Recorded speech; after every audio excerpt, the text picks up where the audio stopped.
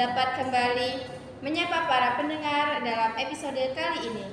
Sudah hadir bersama saya, Arini Khairati Sabila, teman sekaligus narasumber yang memiliki keterkaitan khusus pada isu kesehatan mental dalam lingkungan kampus.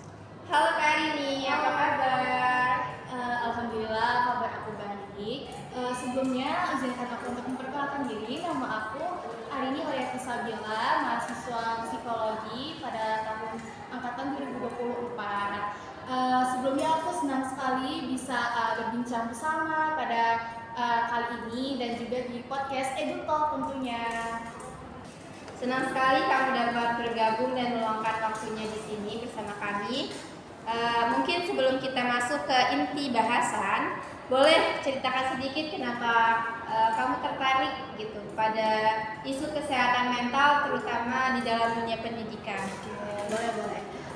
Jadi jujur pada awalnya itu memang dari diri aku sendiri dan juga dari teman-teman kampus. Karena banyaknya tekanan tugas, ekspektasi orang tua, serta urusan organisasi yang memang padat banget gitu ya. Jadi hal itu membuat kita itu merasa stres sendiri gitu ya.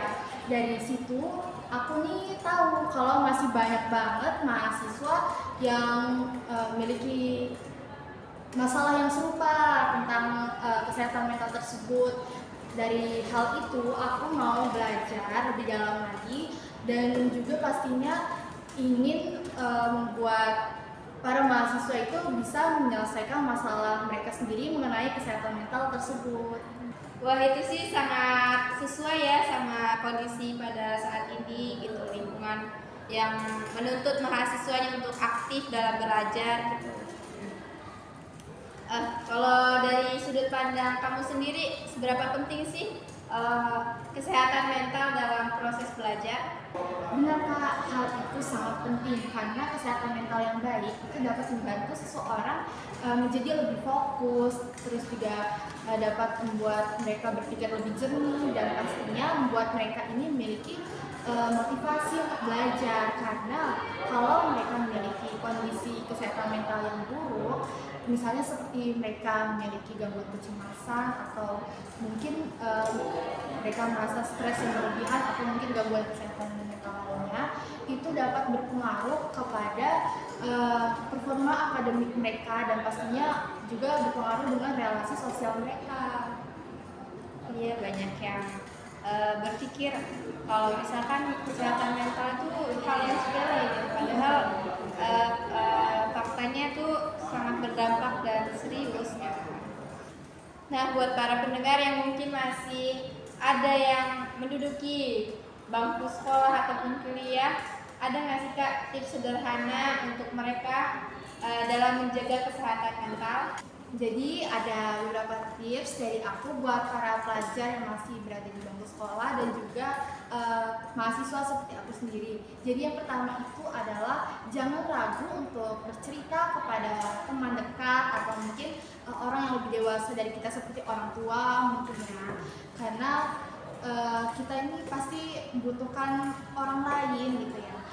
Dan saat kita mau bercerita untuk masalah pribadi kita sendiri itu, kita bisa bercerita kepada orang yang dapat dipercaya dan juga pastinya membuat kita merasa nyaman. Karena kalau kita bercerita kepada orang yang tidak bisa kita percaya, itu mungkin saja bisa membuat rahasia masalah kita ini bocor gitu kepada orang lain. Pastinya itu membuat kita tidak nyaman kan.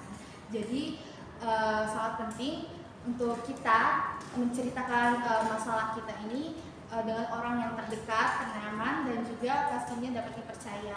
Lalu yang kedua itu adalah mengatur waktu secara realistis. Jadi pastinya kita harus pintar-pintar untuk mengatur waktu, jangan sampai berlebihan. Pastinya kita harus memiliki waktu senggang untuk beristirahat, untuk mengistirahatkan otak kita lah ya. Lalu yang ketiga itu adalah memberikan ruang istirahat untuk diri kita sendiri. Seperti yang sudah aku sampaikan di poin yang kedua, kita harus bisa mengatur waktu sebaik-baiknya, serealistisnya. Jadi jangan sampai membuat diri kita ini merasa lelah, karena ya otak kita ini perlu diistirahatkan. Dan juga kalau kita memiliki waktu yang banyak banget digunakan sehingga minim banget waktu istirahat kita itu pastinya bakal terpengaruh juga untuk kesehatan mental kita. Kita bisa merasakan depresi, stres berat dan gangguan kesehatan mental lainnya kalau kita tidak dapat mengatur waktu untuk beristirahat. Setuju banget karena kita tuh sebagai manusia kadang sering kali menekan diri sendiri untuk terlihat baik-baik saja di hadapan banyak orang gitu ya. Terima kasih kepada Kak Arini yang sudah meluangkan waktunya dan bersedia berbagi pengalaman pada podcast kali ini. Ya, sama-sama Kak Agis. Aku senang sekali bisa berbagi pengalaman dan juga sedikit pengetahuan kepada teman-teman yang mendengarkan podcast pada hari ini. Semoga apa yang telah aku sampaikan itu bermanfaat untuk para pendengar Edipol. Amin. Dan untuk para pendengar, semoga ini menjadi pengingat bahwa kesehatan mental sama pentingnya dengan nilai ujian. Sampai jumpa pada episode berikutnya. Salam sehat dan semangat selalu. Dadah. Dadah.